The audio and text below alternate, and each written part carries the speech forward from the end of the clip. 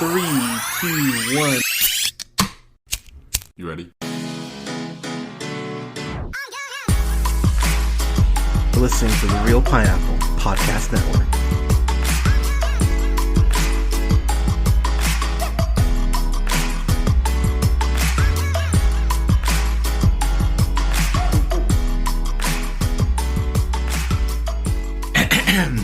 Good evening, ladies, gentlemen, days, and gays. This is the Real Pineapple. This is your humble host, Hunter, here.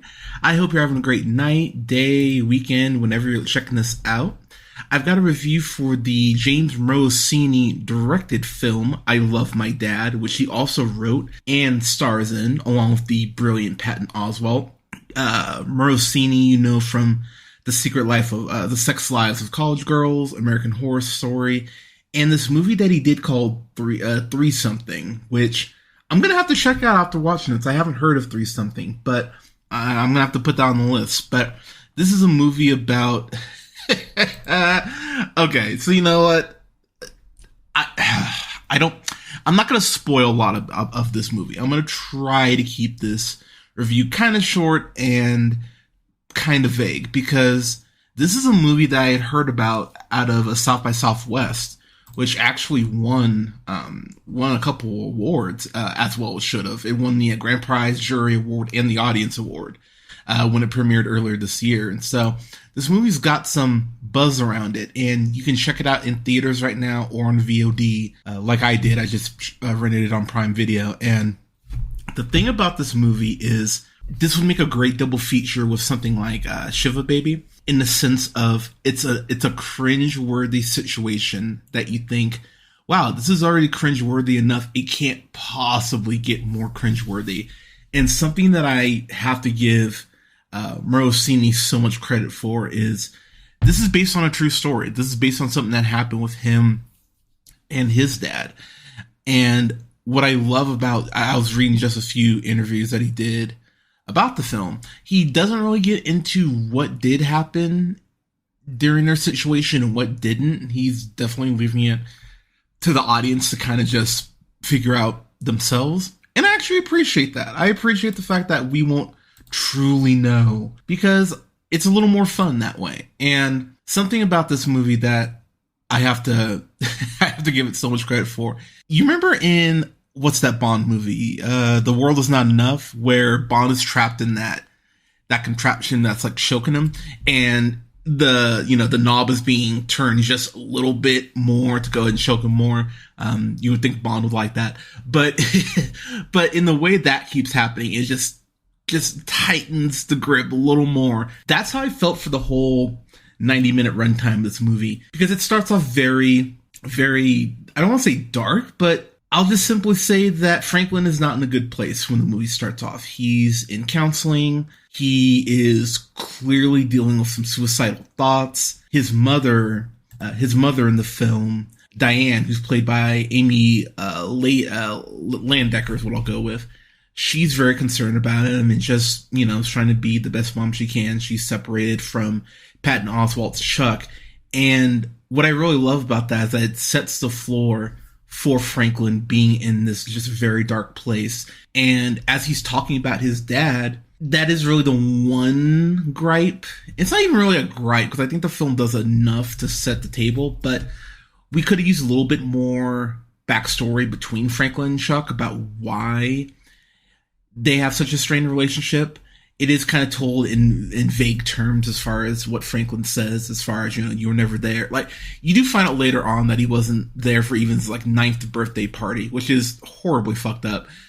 But we could use a little more context as far as things that Chuck had done, some concrete examples as far as him being a piece of shit dad. But through the circumstances, Franklin has cut Chuck off entirely. The movie starts off with Chuck leaving all these voicemails, very psychotic, to be honest. He leaves 8 or so voice messages, and there is that point where you go, okay, Franklin is just done. He's ready to cut him out and move forward with his life. And so through pure desperation, Chuck goes to this diner and interacts with this woman named Becca, who's played by Claudia Soleski is what I'm going to go with. I guess she's been like on YouTube for a while and stuff like that. So she's really kind of been getting acting over the last 7 years or so.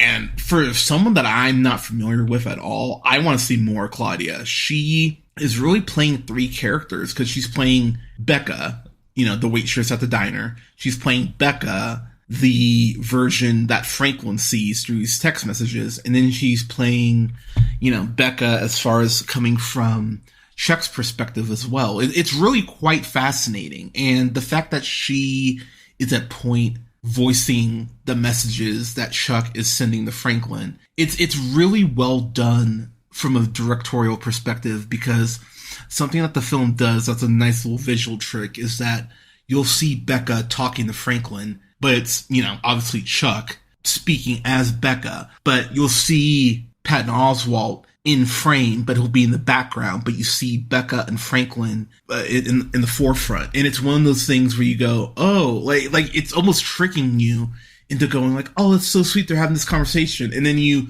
look in the background for a second and go, wait a minute, this isn't fucking real. Why am I, why am I so happy for him? And the film, as I mentioned, it slowly just turns the gears. It slowly ramps up the tension. Jimmy in this movie is played by Lil Rel Howery, who I always love seeing Lil Rel. You, of course, know him from Get Out, Vacation Friends, multitude of other stuff. Brother is absolutely brilliant, and I'm so happy that he's just continuing to get work. And there's this point where Jimmy and Chuck have this conversation where Jimmy talks about his ex cutting him out. And he goes, yeah, I just went ahead and created another account under a fake name. She didn't even know who I was, which, first off, gross. And secondly, there's even this point where Chuck, pretty early on, gets in way too deep. And it's really quite fun to see how Chuck gets into these situations and how Franklin kind of calls him out on them, but he thinks he's talking to a cute girl, so he's giving her a little rope. And so you really do start to see Chuck, just as things get more and more complicated and the conversations get deeper and deeper, how he just keeps getting himself in these predicaments where you go, God damn, do you need to just take the off ramp? And Erica, who is Chuck's girlfriend / boss, who's played by the amazing Rachel Dratch. That was a really pleasant surprise. I'm so happy she's in this. You know her, of course, from Wine Country, which if you haven't seen that, you really should. She was actually one of the few good things in Just Go With It.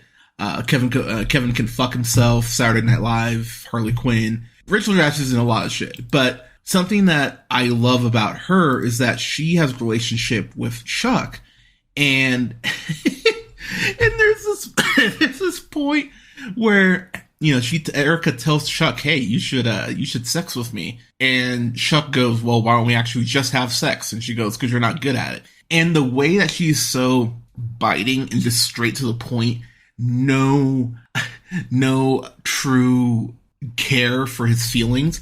It's really fascinating how it mirrors Chuck and Franklin's relationship, because the thing about Chuck is that he is a selfish piece of shit. We find out how he is a really big chess master and how he's like been on leaderboards and won awards and shit. And even when you find out the backstory on that, you just go, oh my God, this guy fucking sucks. And the way he uses what happened in chess with the relationship as him playing Becca, I won't spoil that here, but that is something that I went, oh man, you were just a true fucking monster. And the way that Chuck is emotionally manipulating Franklin as Becca, it's fascinating because it really does lean so much into what Franklin was talking about early on in the film. There's this point where they have this kind of blow up conversation, and Franklin flat out tells him why he blocked him, why he cut him out of his life, and you go, I mean, shit, dude, you're not wrong for feeling like this, and the movie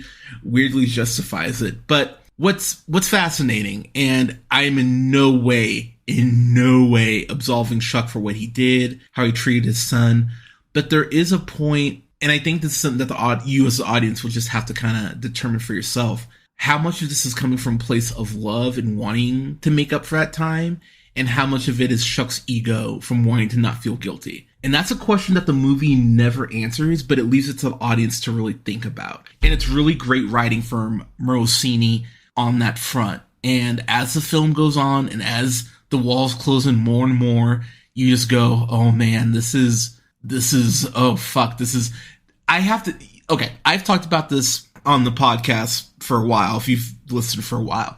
It takes a lot to make me actually feel uncomfortable and actually cringe. This movie made me cringe at several points, and I've read some reviews of people going, this is too cringeworthy, it goes too far. But really, y'all, that's the point. You're not supposed to feel comfortable watching this movie. This is a hilarious fucking movie, but I love cringe humor. This is very British humor at points in that way. But this movie's gonna make you uncomfortable, but that's not a bad thing. I think if you, to an extent, not even surrender to the film, but watch it with that in mind, going, oh man, I'm gonna feel very uncomfortable and feel very cringe at a lot of points watching this film. I think you'll actually enjoy it way more.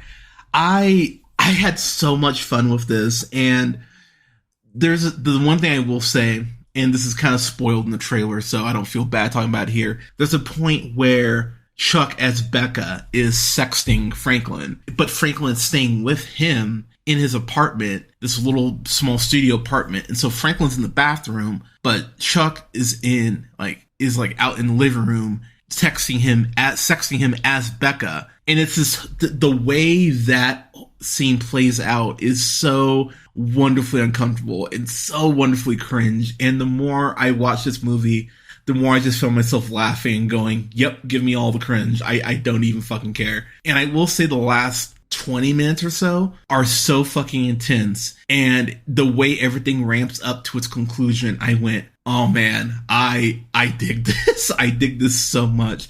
This is something I'm going to end up buying. I don't know if they're going to do a Blu-ray of this, or I'm just going to have to buy it on Prime Video, but man, this might crack my top 10. I don't know if it's going to come out for the rest of the year. That could, fuck with my list, but this will at worst be an honorable mention. And I'm actually going to cut it off here because I really don't want to get more into in the spoilers. But as I get to my final thoughts here, this is something that is not going to be for everyone. And I'm fully aware of the fact this will not be for everyone.